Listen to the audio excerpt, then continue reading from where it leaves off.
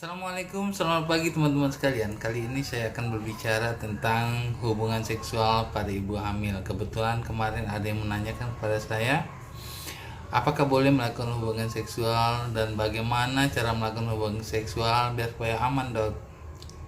Oke, kita mulai ya. Hubungan seksual pada ibu hamil. Nah, selama ini kan kita tahu ya, banyak mengatakan bahwa akan menyakiti bayi lah kalau misalnya kita melakukan hubungan seksual. Jawabannya itu adalah mitos ya. Karena apa? Karena melakukan hubungan seksual itu tidak mengganggu bayi, karena bayi itu udah dilapisi dengan sempurna oleh sang kuasa. Dari daerah serviknya sampai kepada selaput ketubannya, sampai cairan ketubannya, itu sungguh kuat dan itu tidak mengganggu si bayi sama sekali ya. Oke, kemudian apalagi ada yang katanya kalau berhubungan intim itu akan menyebabkan terjadi keguguran. Tidak ya, yang menyebabkan keguguran itu tidak pernah kita tahu bahwasanya orang melakukan hubungan seksual maka dia terjadi keguguran. Itu nggak ada ya. Bagaimana? Apa yang menyebabkan terjadi keguguran? Banyak hal yang menyebabkan terjadi keguguran. Bisa karena faktor infeksi ya, bisa karena cytomegalovirus, bisa karena herpes, bisa karena faktor daripada trauma ya, bisa juga disebabkan karena faktor kromosom, RNA, DNA gangguannya ya, bisa karena faktor gangguan sperma itu sendiri ya kan, bisa karena gangguan toksoplasma gitu. Oke, jadi banyak faktor menyebabkan terjadi keguguran, tapi tidak pernah ada keguguran disebabkan karena berhubungan seksual. Oke, jadi apalagi yang katanya hubungan seksual itu bisa menyebabkan gangguan perkembangan pada bayi. Tidak ya, tidak ada yang mengganggu perkembangan bayi itu kalau misalnya mamanya kurang gizi ya kan, asupan makannya kurang bagus untuk bayinya. Kemudian faktor-faktor lain yang perlu kita perhatikan nantinya ya untuk kehidupannya, misalnya berkehidupan yang sehat tentunya ya. Kalau misalnya kita udah sehat, tentu anak yang dalam kandungan kita tentu sehat. Tapi kalau misalnya kita melakukan pekerjaan yang tidak baik, misalnya merokok atau minum alkohol, tentu pertumbuhannya juga jadi terganggu. Kemudian memakan makanan obat-obat terlarang tentu juga merugikan daripada perkembangan bayinya tersebut. Kemudian apalagi berhubungan intim kata menjelang persalinan akan mempermudah lahirnya bayi.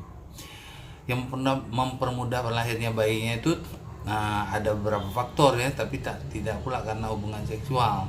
Hubungan seksual itu dia tidak menyebabkan terjadi melahirkan lebih lancar dalam persalinan. Yang memperlancar persalinan itu ada akibat dari passage jalan lahirnya, atau bisa karena passengernya atau bayinya.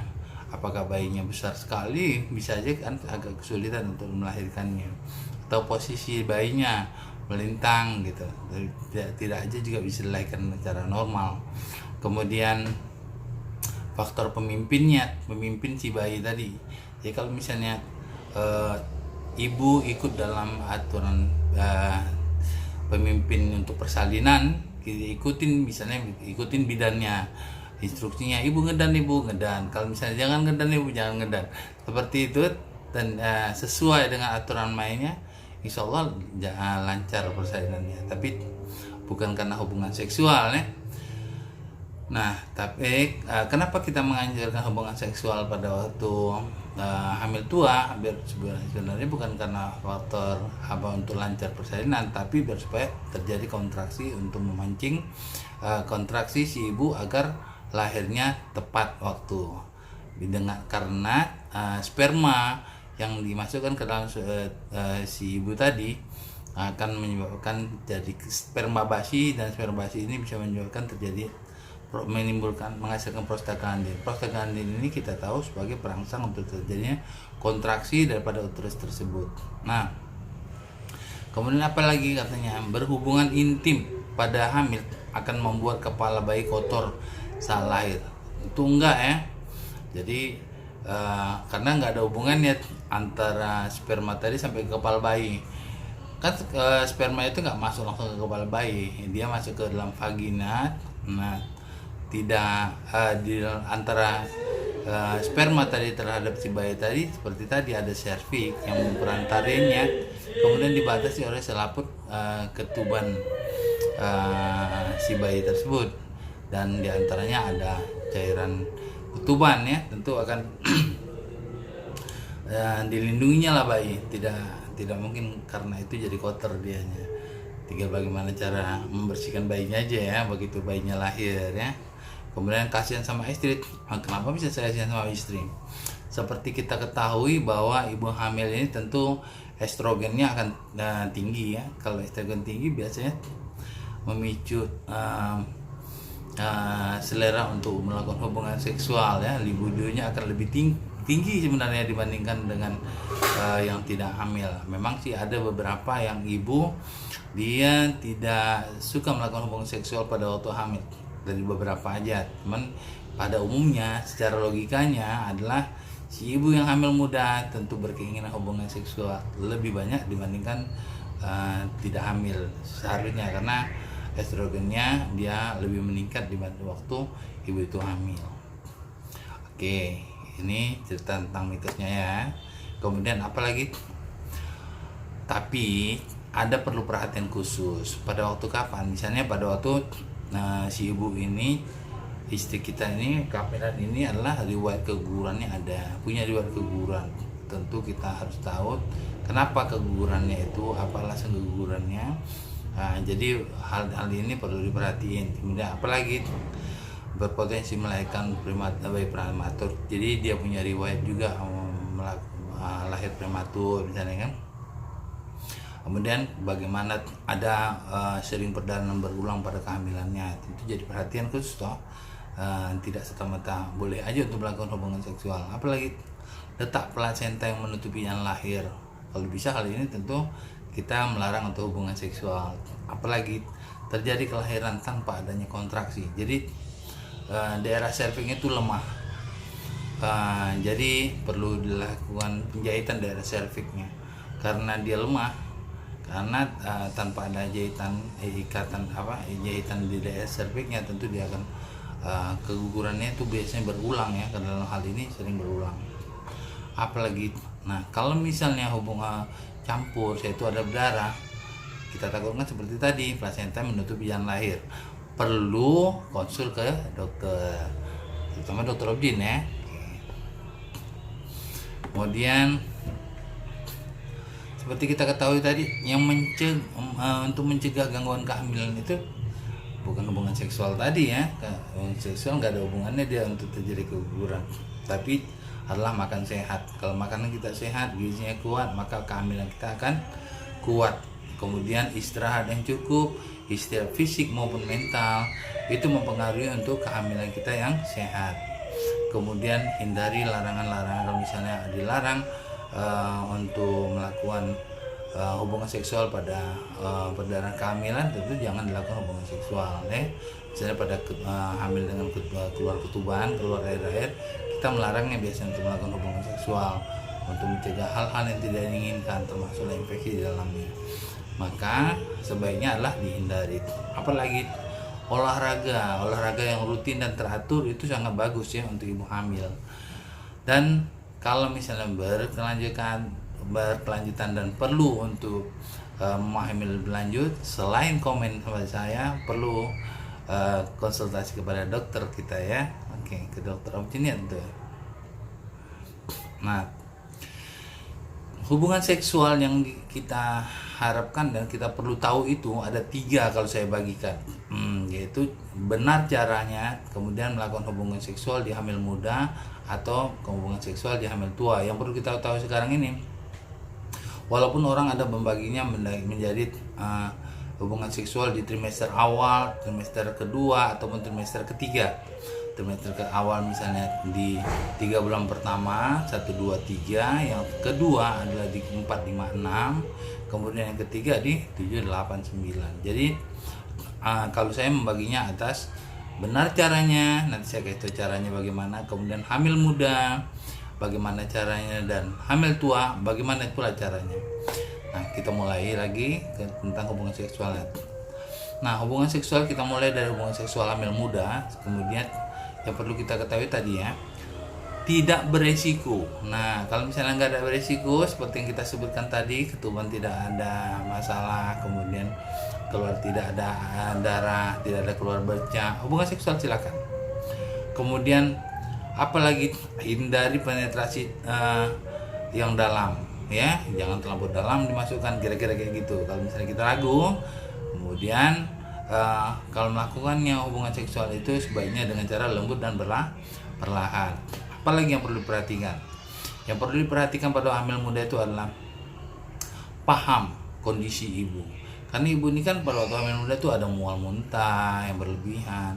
Kadang-kadang dia menyelesaikan untuk mual muntahnya aja belum tentu bisa.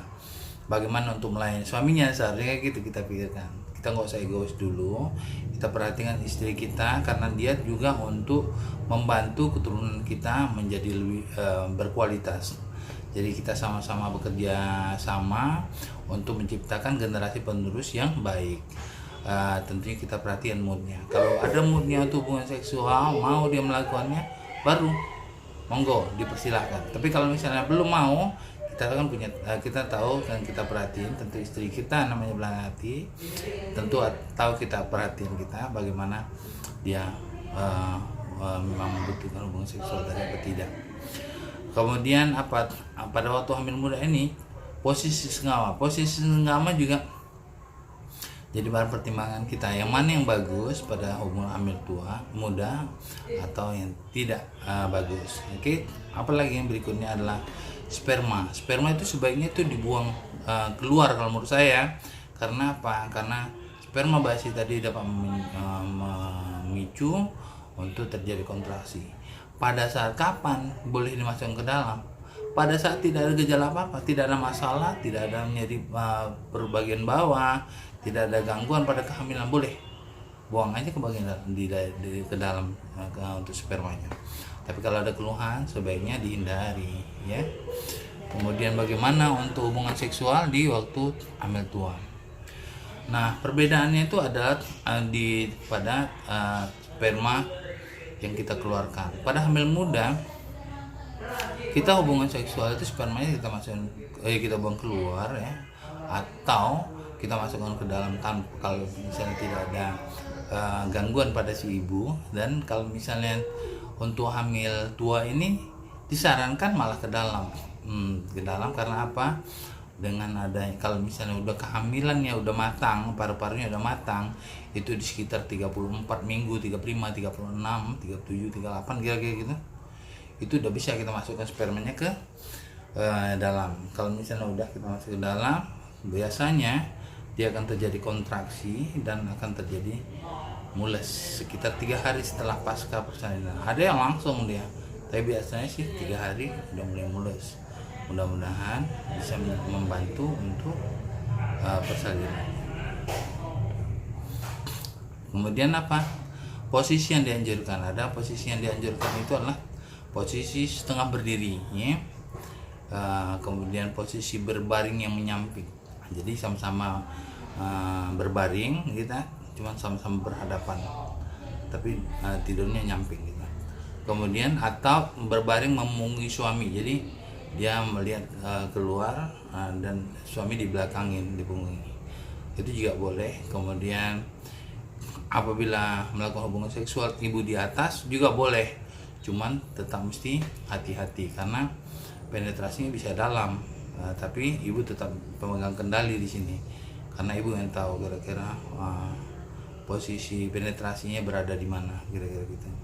Kemudian ibu menungging juga bagus, ya, boleh dilakukan posisi yang dianjurkan. Posisi yang tidak dianjurkan itu ya posisi yang umum. Sebenarnya posisi ini adalah posisi yang paling sering dilakukan, ya, pada coitus atau hubungan seksual. Artinya bapak menimpa ibu. Nah, itu kalau bisa dihindari dulu. Kemudian atau si ibu ditimpa si bapak dengan posisi ibu tengkurap misalnya. Itu juga kalau bisa dihindari. Oke. Tetap melakukan hubungan seksual lembut dan terkendali. Nilai yang keuntungan bagi ibu hamil itu adalah pada waktu itu ibu dengan kondisi estrogennya banyak ya, tentu orgasmenya biasanya lebih cepat. Ibu bisa dapat klimaksnya pada waktu itu ya. Jadi menguntungkan untuk ibu sebenarnya. Jadi ibunya lebih puas ya. Kemudian ibunya lebih sensitif dan emang sih lebih basah. Ada orang yang suka dengan kebasahan sperma vaginanya. Ada yang membuat dia minder. Sebenarnya jangan minder. Itu membuat kenikmatan yang lebih ya. Oke. Kemudian mudah untuk dirangsang, kemudian terlihat lebih seksi. Tentu ya, ibu biasanya lebih seksi karena apa? Karena bentuknya mulai muncul ya, semuanya bentuknya bulat-bulat ya. Payudarnya bulat, bokongnya bulat ya. Kemudian adalah kesimpulannya adalah orgasme yang dicapai saat seks dilakukan mampu merangsang hormon ketenangan. Jadi hubungan seksual ini menyebabkan hormon ketenangan muncul. Dengan hormon ketenangan muncul tentu meningkatkan peredaran darah dari jantung pada jantung. Kemudian kita jadi nyaman. Kalau kita nyaman semua jadi indah. Tentu ya, kalau semua nyaman kita pasti indah aja. Mana ada yang nggak indah lagi kalau udah nyaman. Kemudian ibu dan pasangannya harus selalu memberikan prioritas kepada kondisi bayinya dibandingkan memenuhi kebutuhan seksual. Maka lihat dari kondisi bayi itu yang utama ya, baru memutuskan untuk hubungan seksual. Kemudian kesimpulan yang lain adalah percaya diri ibu, jangan ragu untuk hubungan seksual atau hubungan intim, jangan takut akan keamanan bayinya tentu aman. Kemudian pahamilah kapan saat aman melakukan hubungan intim dan posisi apa yang nyaman untuk diterapkan. Baik ibu-ibu, silahkan ditemukan posisi hubungan intim yang paling sesuai dan selamat menikmati. Baik, assalamualaikum warahmatullahi wabarakatuh. Jangan lupa like, subscribe dan share. Salam sehat selalu dari saya Tun Ali Ibrahim.